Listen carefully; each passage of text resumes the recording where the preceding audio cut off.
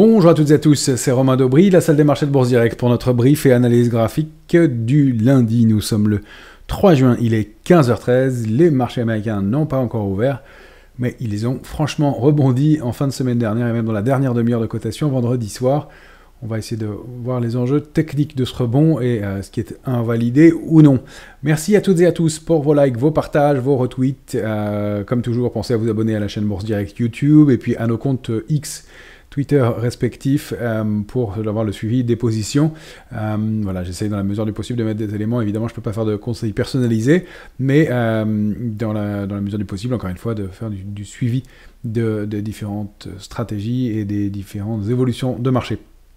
Merci encore une fois aussi de penser à liker ce contenu, à le partager tant que vous le pouvez. Évidemment, c'est ça le nerf de la guerre, vous le savez, pour ces contenus, et c'est le meilleur moyen de les valoriser.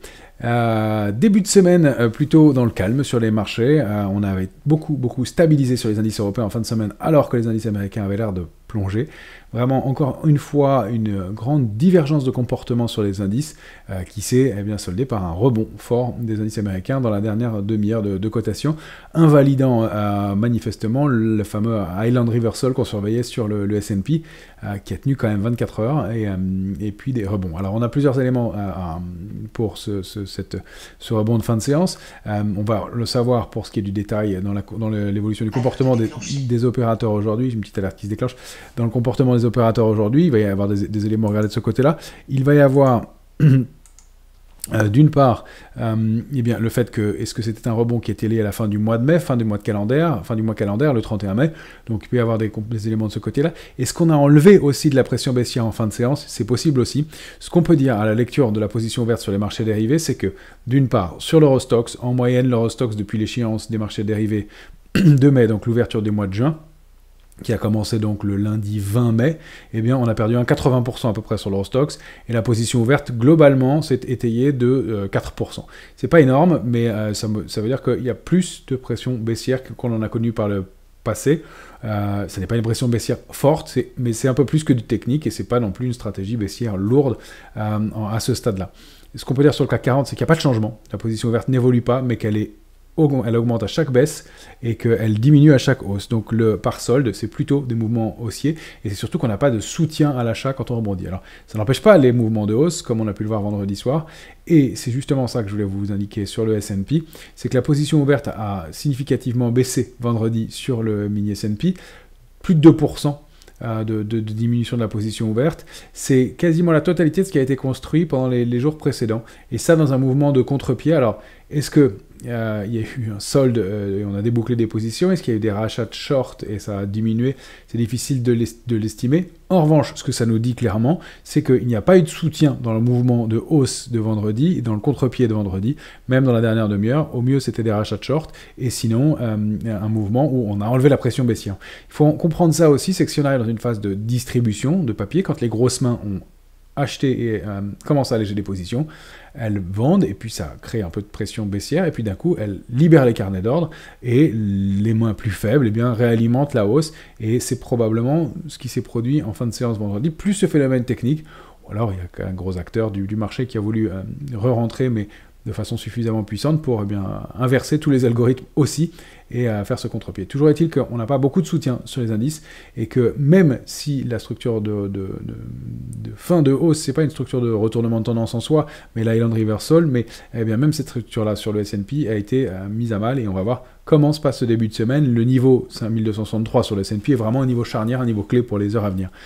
Du côté du calendrier, on a une semaine qui va être importante et intéressante. On a des PMI, des indices des directeurs d'achat qui vont être publiés dans le secteur manufacturier aujourd'hui. Ils ont été en Chine meilleurs qu'attendus. Ils seront cet après-midi publiés tout à l'heure. On va avoir aussi cette semaine évidemment la réunion de la Banque Centrale Européenne. On attend, ce n'est plus une surprise, une baisse de taux qui est plus que anticipée par les opérateurs. Ce qui va compter cette semaine sont les chiffres mensuels de l'emploi aux États-Unis qui vont être révélés à partir de demain. On aura le rapport Jolts. Mercredi, on aura l'enquête ADP, et puis vendredi, les fameux NFP, le Non-Farm Payrolls, l'enquête gouvernementale la plus importante, enquête en ce qui concerne l'emploi aux États-Unis, qui pourrait être ce phénomène de retournement, ou alors qui pourrait permettre à la Fed de baisser ses taux, ou au contraire l'empêcher de le faire. Et donc le dernier élément majeur avant la réunion de la Fed qui se tiendra la semaine prochaine, donc dans 10 jours, à partir d'aujourd'hui, nous sommes le 3 juin, ce sera à partir de la semaine suivante. Pour le détail du calendrier, donc PMI manufacturier aujourd'hui, demain chômage en Allemagne et JOLTS aux États-Unis, mercredi les PMI dans les services aussi qui seront surveillés, l'ADP l'après-midi aux États-Unis, jeudi la BCE, vendredi les PMI en Chine à nouveau, et puis les indices d'inflation, des prix à la consommation en France et aux États-Unis, et puis surtout vendredi après-midi, ces fameux NFP, donc ça va être vraiment l'élément de la semaine. Donc on peut avoir un peu de stand-by en attendant sur le marché. Du côté des couvertures, on est revenu à des niveaux d'équilibre. On n'est plus complètement complaisant. On est sorti aussi sur le VIX de l'euphorie et on va les regarder en détail, les éléments graphiques et techniques parce que il y a pas mal d'éléments à surveiller pour cette période d'incertitude qui me laisse un petit peu prudent et sceptique à court terme, même si on n'a pas de signaux de retournement. On a le graphique du S&P 500 en hebdomadaire ici à l'écran. On a mis un pied sous le niveau d'alerte intraday, 5263 vendredi, et on s'est repris très nettement en fin de séance. L'alerte de court terme est lointaine, pour moi elle est située toujours sous le large gap hebdomadaire du 6 mai. Tant qu'on évolue au-dessus, on est haussier ou neutre au pire, mais il n'y a pas d'invalidation du mouvement. Ce gap du 6 mai, vous le retrouvez ici. Il y en a un autre ici qui n'a pas été comblé. En revanche, l'Island Reversal, qui avait été en formation, avec ce gap ouvert haussier le mercredi 15 mai et ce gap baissier ouvert le jeudi 30, avait laissé ses cotations isolées. Le marché s'est repris. Il l'a fait au-delà d'un niveau de support intermédiaire. Et donc à 5187, c'est 5203 qui a vraiment servi d'impulsion, et on est remonté très nettement en fin de séance, avec donc accélération aussi remarquée, réintégration du niveau très franchement en clôture. Donc voilà, toujours, c'est toujours intéressant d'aller regarder le comportement des prix à ce moment-là.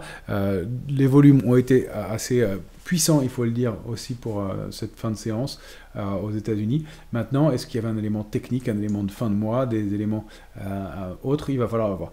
Pour l'instant, il faudrait déborder ce niveau de résistance intermédiaire à 5283,5. On peut même le réajuster un petit peu plus bas maintenant.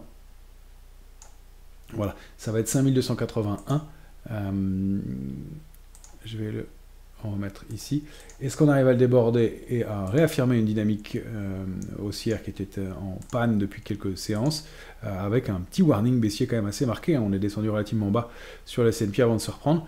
On n'a pas, pour l'instant, invalidé la baisse. 5281,40 débordé, c'est 5317 probablement en mire, avec une petite résistance intermédiaire à 5304. C'est vraiment si on se réinstalle au-dessus de 5317 qu'on peut repartir à la hausse et aller chercher le haut du range 5263, 5416. Le risque, c'est toujours ce niveau pivot, 5263. Si on repasse en dessous, à mon sens, c'est au moins 5229, et puis retour en direction du bas du range pour aller combler au moins ce gap à 5139, et puis probablement 110 en mire, et le gap du 6 mai. On rentrait dans une phase de consolidation. Attention dans ce cas-là au double top, aussi qui pourrait entraîner à la rupture de 4957, mais on en est loin, la duplication de ce range actuel par le bas. On l'envisage comme quelque chose à surveiller. C'est pas le scénario principal dans l'immédiat, en tout cas on n'a pas les éléments pour ça, juste qu'on sait que ce rebond s'est formé avec peu de soutien et baisse de la position ouverte, donc on n'a pas de signe fort non plus directionnel, un marché de contre-pied, et encore une fois, des indices qui ne sont pas toujours harmonieux, cette grande bougie rouge ici, cette accélération baissière contrée là, il y a des forces, bien sûr, de bataille en jeu qui sont importantes, mais on a quand même un marché qui se comporte de façon assez brutale, c'est pas très harmonieux. Moi, je préfère toujours être prudent dans ce genre de configuration. Là, sur le Nasdaq 100 que vous avez ici en journalier, on va dézoomer tout de suite en hebdomadaire parce que je voulais vous montrer cet avalement baissier, malgré le rebond de fin de séance. Le Nasdaq, pareil, il est allé tester ce niveau des tops du mois de février à avril, qui avait été testé, je crois, 11 fois, puis une 12e fois avant de buter ici, et avant de le déborder. On a été testé ce niveau, et on n'a pas accéléré, et on a réintégré, mais malgré la réintégration de la zone 18 340, 18 855, on forme un avalement baissier. La bougie de la semaine dernière, le corps de la bougie de la semaine dernière a ouvert plus haut que la bougie de la semaine du 20 mai, et il a clôturé plus bas. C'est simple, hein. Techniquement, les acheteurs conservaient la main et c'est en fin de semaine les vendeurs qui l'ont repris, même si on a assisté à cet retour de volatilité en fin de semaine. En hebdomadaire, la bougie, eh bien, un avalement baissier en haut de marché, eh bien, c'est rare et ça peut déclencher des mouvements de consolidation. Vous vous souvenez de celui-ci, par exemple, un avalement baissier qui a déclenché une petite consolidation, un rebond ensuite, puis une consolidation un peu plus marquée après. Donc, c'est pas forcément un retournement de tendance en soi, mais vous voyez, c'est pas une configuration qu'on voit tout le temps. Celle-ci et la dernière date du mois de juillet 2023, en hebdomadaire. Donc, configuration à surveiller. Alors, on avait celle-ci aussi, un petit avalement baissier, mais qui était plus petit, moins marqué sur un top, et ça va déclencher une consolidation aussi. On était au mois d'avril dernier, mais elle était plus petite, donc il y en a de temps en temps, mais en haut de marché, encore une fois, prudence. Donc là, un peu d'indécision à mon sens, c'est pas parce qu'on a rebondi, qu'on a réintégré ce niveau-là, que tout est acquis. Et encore une fois, les chiffres de l'emploi vont être déterminants pour ça. Reste que du côté de la volatilité, on a encore un gap, et là je vais me mettre en journalier, on est sur l'indice VIX en journalier ici, et on a laissé ouvert un gap ouvert entre la journée du 27 et du 28 mai dernier. Ce petit gap, il pourrait être le terrain pour une baisse de la volatilité, aller combler cette zone et repartir ensuite. Maintenant, c'est une zone de gap, mais on voit qu'il y a quand même des cotations qui ont eu lieu largement avant. C'est pas un gap franc et massif comme on a pu en avoir un ici, qui laissait entendre qu'on pourrait aller le consolider assez vite. Donc attention à ça. Maintenant, si on repasse au-dessus de 13,24, attention au retour de volatilité. La cible, ce sera donc 14,54 et on va dire pour le milieu de la semaine 14,79. Et si on repasse au-dessus, on déborde cette oblique baissière de long terme qu'on avait enfoncée et on risque d'aller chercher 15,40 et dans ces cas-là d'avoir un scénario plus volatile. Alors, pour ce qui est du scénario de pic de volatilité, voilà, on en est là pour l'instant, on est en limite de la zone d'euphorie, complaisance bien affirmée. Encore une fois, ça peut durer très longtemps, ces zones-là. On voit que l'accumulation dans la partie complaisance s'est faite de novembre à avril avant de déclencher un mouvement. Donc, encore une fois, ça n'est pas un signal de retournement en soi. C'est juste signe que si quelque chose venait à contrarier les opérateurs, eh bien, ça pourrait être plus long. Alors après, par symétrie, j'ai regardé cette figure et je l'ai dupliquée et ça pourrait mener jusqu'au mois de novembre prochain. Alors là c'est août, mais au plus court août et puis jusqu'à octobre-novembre prochain si on prend la figure par symétrie. Donc on peut tout à fait construire une hausse progressive de la volatilité avant de déclencher un pic et d'avoir des hauts et des bas de volatilité, un marché qui stagne et une volatilité qui se retend doucement aussi.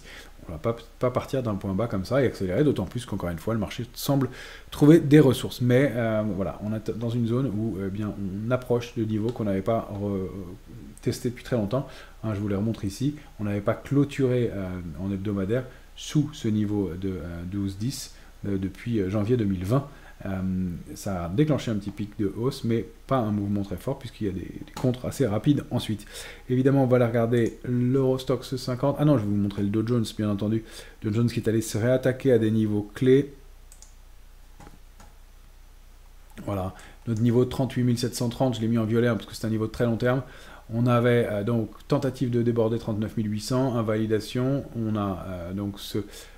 non, pas tout à fait sommet en pince, mais en tout cas, cette oblique ici qui a été bien observée par le marché, plusieurs appuis sur cette oblique-là, c'est 38 120 qu'il va falloir regarder pour cette semaine, si on repasse en dessous, et surtout on s'articule autour de 38 730 qui est un très gros niveau, est-ce qu'on sort un cran plus haut et on va chercher 39 800 qu'on a déjà testé, puis 40 900, puis la zone cible idéale 41 860, 41 690, pas à mon sens le scénario le plus probable, mais sait-on jamais, vu la force de ce marché, encore une fois, on n'a pas une figure de retournement à proprement parler, mais cette structure d'élargissement qui pointe vers le haut, ça traduit toujours un petit peu, à mon sens, de désorientation des cotations, mais ce n'est pas une figure de retournement à proprement parler, on pouvait observer ça. En tout cas, la rupture de 38 120 une nouvelle fois ne serait pas un bon signal, et là on pourrait accélérer, aller chercher ses supports majeurs, et probablement ce niveau de 35 660, 36 320, c'est pas le mouvement à privilégier pour l'instant. Donc là, pour l'instant, on est dans une zone, on va dire, de neutralité mollement baissière. Encore une fois, si sur les marchés américains, on n'a pas de stratégie baissière forte, sur les indices européens, on a quand même un peu de pression baissière, à mon sens, sur l'Eurostoxx, même si je dis à mon sens, parce que, encore une fois, il y a beaucoup de contre-pieds et des mouvements qui ne sont pas construits de façon flagrante, mais plus par solde, on obtient cette position baissière. C'est pas le plus marquant. Le S&P, je viens de vous le montrer. Je voulais regarder l'Eurostoxx 50. L'Eurostoxx toujours dans notre range, vraiment calé au milieu. 4880, 5096, 5125 en haut, c'est cette zone-là. On glisse doucement. Alors, il n'y a pas d'alerte majeure non plus, mais on a bien baissé au cours des 3 dernières semaines. On ouvre la semaine au milieu de la bougie précédente. Situation d'indécision, 5013 sous 4992, à mon avis, c'est signal pour le bas du range cette fois-ci. Si on arrive à déborder 5046, on peut envisager un peu de mieux, même plus court que ça, pardonnez-moi, 5039 qui est maintenant notre résistance intermédiaire. Et là, on peut réaccélérer un peu et on a buté dessus, on le voit ce matin. La bougie du jour était bien haussière pour commencer. Il y a eu un vrai rejet ensuite et puis là, on retravaille, on se restabilise au-delà pour l'instant d'un petit gap qu'on a ouvert dans ce début de semaine. Donc, est-ce que c'est un gap commun et qui n'aura pas beaucoup d'incidence ou est-ce que c'est un gap de rupture qui va permettre de réactiver la dynamique haussière? On va le savoir dans les heures à venir avec les publications des chiffres macroéconomiques majeurs. Moi, je reste un peu sceptique, comme vous l'avez compris, et prudent, peut-être à tort, mais encore une fois, on est investi, mais on garde avec une position, avec un niveau de couverture, un niveau de protection pour être un peu plus vigilant dans ce marché-là. Je voulais vous montrer l'indice CAC Small qui bien surperforme le CAC 40 maintenant nettement. Le CAC Small, alors en étant journalier, c'est pas flagrant, mais pour vous montrer la hausse. Le CAC Small, c'est un panier de 81 petites capitalisations françaises. Et donc, on voit que depuis 2022, puisqu'on a un graphique mensuel sous les yeux, il évoluait dans une large bande 5971, 14060. On avait eu ce pic Covid, réintégration du range. On avait buté en fin 2021, début 2022, dans cette zone 14060, 14937. Et on était baissier nettement depuis. Ce n'est que depuis le mois de mars qu'on tente et on s'attaque et qu'on déborde au mois d'avril l'oblique baissière. Et on a accéléré franchement le mois dernier, au mois de mai, avec une progression de près de 10%, 9-18%. Et on continue cette semaine avec toujours manifestement de l'intérêt sur ce secteur des petites capitalisations. Donc on avait regardé souvent les mid-caps. Je voulais vous montrer un angle un petit peu différent pour les aborder. Je voulais faire un point sur l'indice CAC 40 cash. J'allais vous montrer le futur ensuite. Mais le cash me semble intéressant à regarder dans ce contexte parce qu'il explique beaucoup de choses. Là, on est sur le CAC 40 cash en hebdomadaire, l'indice parisien, avec donc un range 6830, 7376 qui était débordé pour aller chercher la cible suivante, 7906 parfaitement. On entame un range de plus, on s'appuie bien plusieurs fois sur 7906, qu'on n'enfonce pas pour l'instant, mais on n'arrive pas à accélérer à la hausse et aller chercher la cible idéale qui devrait être la duplication du range d'avant. Donc le range d'avant c'était 7376, 7906. On aurait dû aller chercher 8436 et on n'arrive pas à le faire, en tout cas pour l'instant. On a créé cette nouvelle résistance intermédiaire à 8254. Donc on est bloqué entre les deux et on voit qu'on est pile au milieu de ce range-là. Donc et c'est pour ça qu'on s'est arrêté ici la semaine dernière, aux alentours de 7906 points. Je vous le montre avant de vous montrer le futur, parce que sur le futur c'est moins flagrant, il y aurait encore un peu plus de place pour consolider, et on comprend grâce au cash cette fois-ci, pourquoi on n'est pas allé plus bas et pourquoi on a rebondi, en tout cas en fin de semaine, et préservé en tout cas, si le rebond n'était pas énorme, ce niveau. Là, les cibles suivantes, c'est sous 7906, on va avoir 7577, et c'est une grosse zone, 7376, 7577, ça pourrait être un très beau point d'entrée si on allait chercher cette consolidation-là. Malheureusement, elle est très très attendue par les opérateurs. Au-delà du 8254, on a 8436 cibles légitimes du range d'avant, et puis là, cette consolidation, elle donnerait des extensions jusqu'à 8612. Si on veut dupliquer le range d'après, on peut, en allant chercher 8966. Ça, ce sont des feuilles de route, encore une fois, ce ne sont pas des prédictions. Pour l'instant, on est vraiment entre deux eaux, et encore une fois, moi j'ai un tout petit biais un peu prudent, mais on a connu ça l'année dernière, de la même façon. Souvenez-vous, je pourrais le remontrer ici, c'était intéressant. De septembre-octobre en 2022, on avait rebondi, stagné de janvier au mois de décembre dans cette zone-là. Et en fait, on avait congestionné, j'ai enlevé un des niveaux, mais c'est celui-ci qu'il faudrait regarder. Et même pas, puisqu'on n'a pas connu de pic plus fort que ça avec les éléments. On a stagné entre 6830 et 7376 avant de retrouver du momentum au mois de janvier et de réaccélérer. Donc on est peut-être dans le même genre de configuration où de janvier on a accéléré, on a stagné ensuite et puis c'est le petit trou d'air du mois de septembre-octobre qui a permis de recréer une impulsion haussière. On est en hebdomadaire, ce sont des amplitudes importantes, mais c'est pour expliquer. Alors l'amplitude du range actuel est plus petite, elle est très bien délimitée en haut et en bas, donc 7906, 8254, ça va être vraiment des niveaux clés. En attendant, on est sur le pivot. On peut considérer qu'on est légèrement sous la médiane, encore que c'est vraiment l'épaisseur du trait.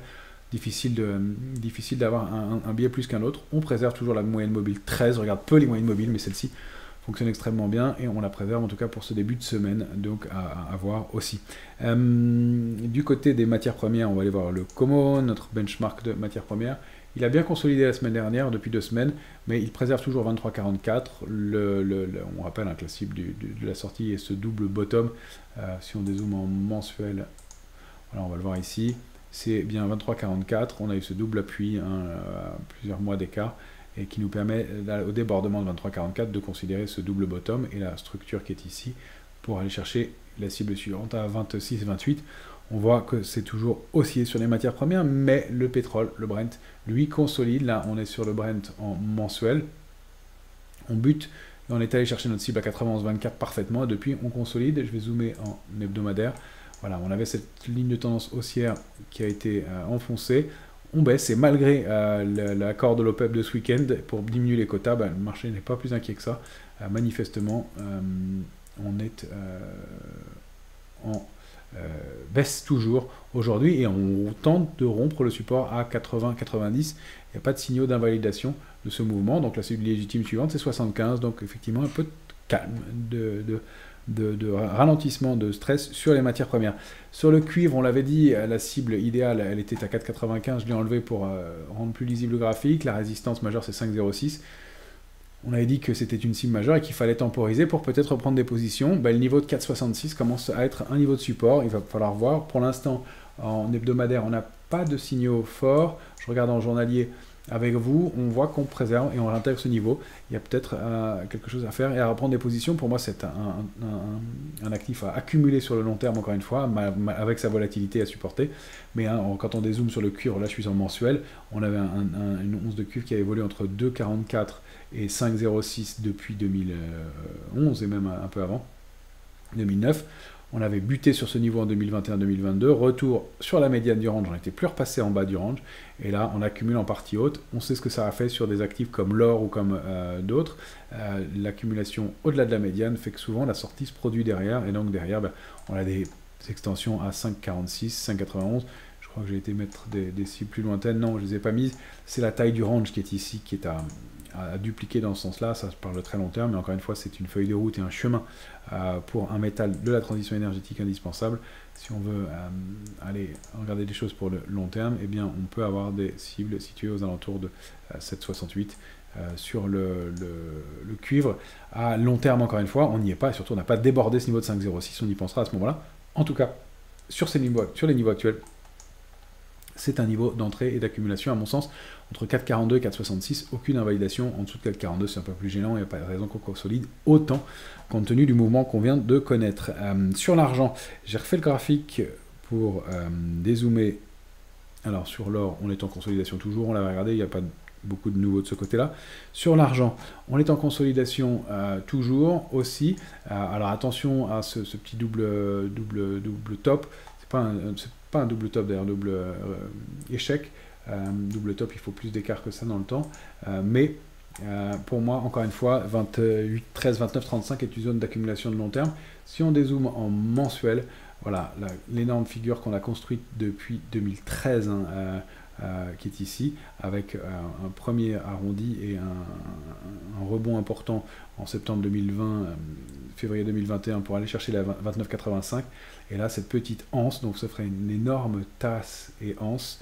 Et là, on a accumulé depuis des semaines et on déborde ce niveau-là. Là, pareil, je dézoome beaucoup, mais cette zone, bien sûr, on la duplique par le haut. On trouve des extensions situées vers 44,52. Ce ne sont pas des niveaux irréalistes pour l'argent. L'argent a côté 44, 50, 45 et 48 et même 50.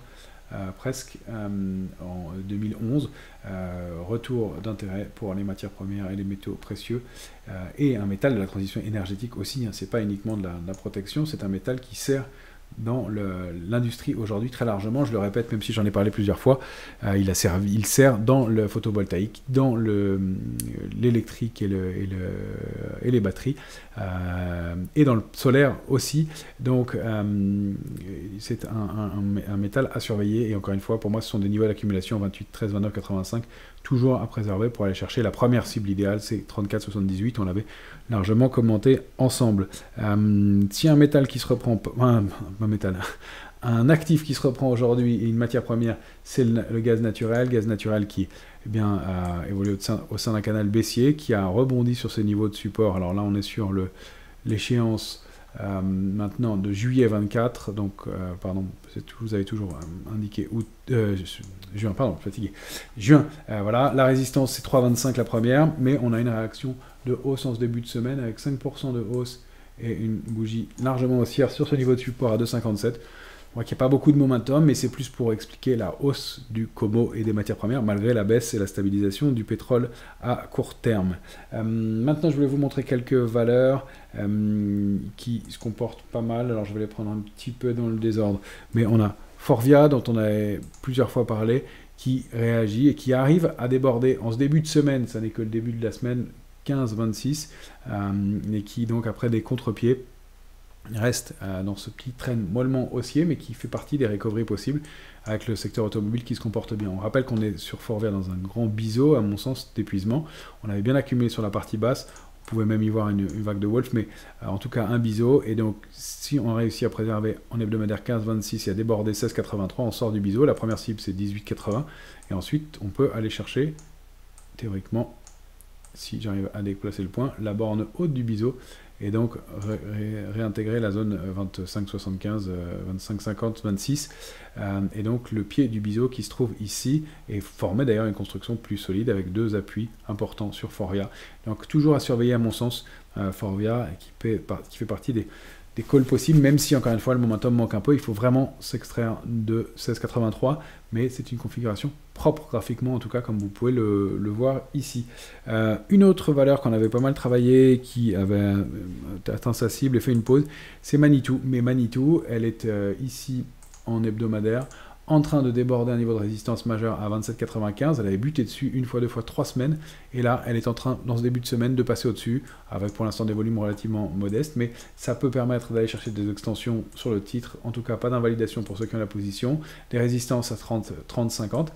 Et puis, toujours la confirmation de la sortie par le haut de ce triangle, avec un gros coup d'essuie-glace avant de repartir, mais qui est un trend haussier pour un titre qui, si on dézoome, vous allez le voir, a bien un parcours haussier à long terme, et on peut même envisager des extensions au niveau des tops et de cette zone de plus haut à 32,65. Ça a l'air d'être bien parti pour Manitou, qui est bien, encore une fois, passe un niveau de résistance important que je voulais vous signaler. Katana, on en est sorti aussi la semaine dernière avec une bonne performance, et je trouvais qu'elle se comportait de façon un peu délicate, mais elle attaque 5,54, sa résistance, elle reste haussière, elle a bien préservé ce niveau de 4,49 sur lequel elle a rebondi depuis maintenant 3 mois. En hebdomadaire, on va aller la voir tout de suite, Katana. C'est aussi un biseau, et donc la cible idéale de ce biseau, c'est 6,45. Katana, elle attaque ce niveau de 5,54, elle avait consolidé, s'était appuyée sur ce niveau de 4,49, et si on zoome en journalier, voilà, on voit qu'on tente de déborder, on s'attaque au ce niveau de 5,54 contre lequel on avait fait un échec à la mi-mai dernier. C'est pour ça, et ces bougies de la semaine dernière qui nous avaient incité à prendre du bénéfice, mais oui, on réintègre cette semaine, donc un peu tard pour rentrer, mais si on réussit à se réinstaller au-dessus de 5,54 en clôture, consolider un peu, peut-être qu'on pourra re-rentrer sur le titre. Pour les plus agressifs, on peut aussi re-rentrer sur une structure en épaule, tête, épaule, tête, épaule ici. Alors elle est petite, je vous l'accorde, mais l'épaule serait formée en 3 bougies là, la tête ici, 3 ou 4 bougies ici, et ce serait une sortie. Et donc dans ce cas-là, accumuler et aller chercher une extension. Donc on est peut-être sorti un peu tôt, mais pour l'instant, la cible idéale de ce mouvement, ce serait comme par hasard, quasiment parfaitement, la résistance à 5,89 la cible, la résistance à 5,90. C'est un niveau de résistance important sur le titre, donc on a un petit potentiel haussier et un titre intéressant à surveiller pour la semaine, qui avait donné des faux signaux de consolidation la semaine dernière, mais qui nous avait permis d'encaisser un peu de bénéfices quand même, une valeur dont on a parlé plusieurs fois et qui confirme aujourd'hui, ça me fait plaisir parce qu'on l'avait cité plusieurs fois ensemble au cours des semaines passées, c'est Stifel qui change sa recommandation de conserver à acheter sur Equasens. Equasens, elle valide bien la sortie de son épaule, tête, épaule inversée, sortie, throwback, accélération haussière. On rappelle que la cible de cette figure, j'enlève ce trait qui n'a plus d'intérêt, on rappelle que la cible de la figure, c'est la taille de la configuration. Une belle société qui est très en retard, une grosse recovery, et comme le marché cherche des recoveries en ce moment, ça fait partie, voilà, alors le point d'entrée n'est plus idéal, hein, c'était plutôt aux alentours de 61,20, 61,30, mais on a quand même encore pas mal de potentiel, et ne serait-ce que pour aller chercher l'oblique baissière de long terme, et la cible, la duplication de la figure nous donne encore quasiment la cible, la ligne de tendance baissière que vous voyez ici. Ça fait un potentiel de hausse pour un titre qui prend 6%, ça fait encore un potentiel de hausse d'une quinzaine de pourcents pour un risque de 8. Alors sur le risque rendement n'est pas idéal pour entrer maintenant, mais pour ceux qui l'ont fait, le parcours reste haussier et on peut confirmer la tendance. Pierre et Vacances, elle confirme, elle continue, elle est volatile. C'est un dossier pareil qui revient de très loin, donc on l'a regardé souvent ensemble, mais sortie de la zone de congestion, accélération haussière la semaine dernière avec ses publications, et puis le début de semaine s'annonce pas mal pour le titre, et donc en mire, je rappelle, cette ligne de tendance baissière, résistance pour l'instant à 1,64 qui bloque les cotations, 2,0850, et puis pourquoi pas des extensions si on duplique le triangle par le haut à 2,28, pas pour tout de suite, mais en tout cas le parcours reste haussier ce début de semaine, avec un titre qui progresse de 3,42% dans un marché qui hésite, et plutôt pas mal, même si encore une fois un peu de volatilité. On voit que les mouvements baissiers sont repayés et que le titre se tient bien. Et puis je vais faire un petit tour du côté de l'Asie qui avait pas mal consolidé les semaines précédentes, mais qui nous intéresse toujours. On avait notre ETF PAEJ qui avait consolidé la semaine dernière assez nettement, mais qui réouvre sur une hausse marquée de presque 3% aujourd'hui. Encore une fois, c'est cette oblique baissière de long terme qui a été débordée. On a un parcours haussier, un trend haussier.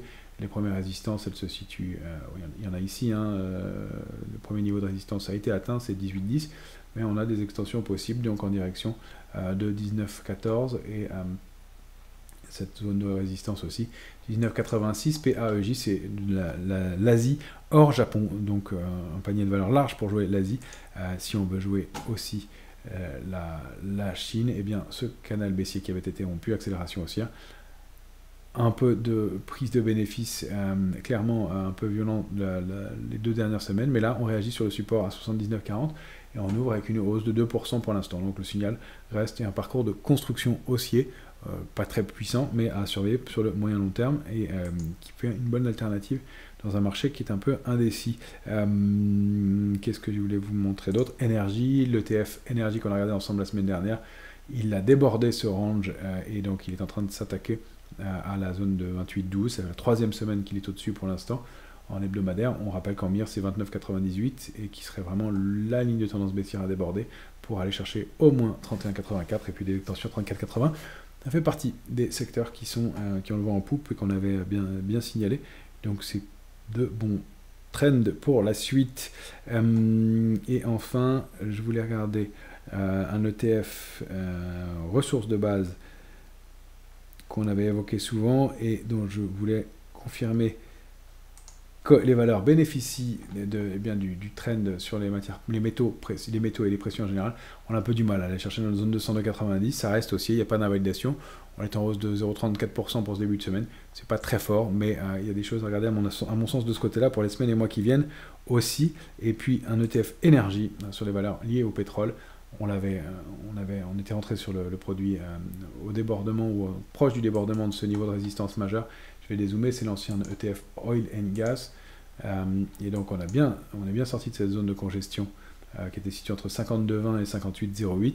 On s'est rappuyé dessus plusieurs fois, on hésite, mais on accumule plutôt en partie haute, au-delà de 61,34, c'est 65,55. Donc même si on est mitigé sur le marché, encore une fois, je pense que la thématique matière première est toujours à surveiller. Voilà, pas mal de choses pour ce début de semaine. J'espère que vous y trouverez des éléments. Merci encore de liker et de partager ce contenu s'il vous a plu. Et puis, on continue à essayer d'avancer ensemble et de trouver des bonnes idées sur ce marché, à essayer de décrypter. Là, on est vraiment à une période charnière. Est-ce que cette invalidation de fin de semaine était encore une fois une reprise en main par les acheteurs, ou est-ce que eh bien, c'était un contre-pied technique et lié à une absence de pression baissière? Voilà, on va le savoir très vite avec cette semaine qui va être vraiment charnière à mon sens en termes de publication avant la Fed, bien sûr, la semaine prochaine. Excellente semaine à toutes et à tous, on se retrouve très vite et tout au long de la semaine sur les différents réseaux.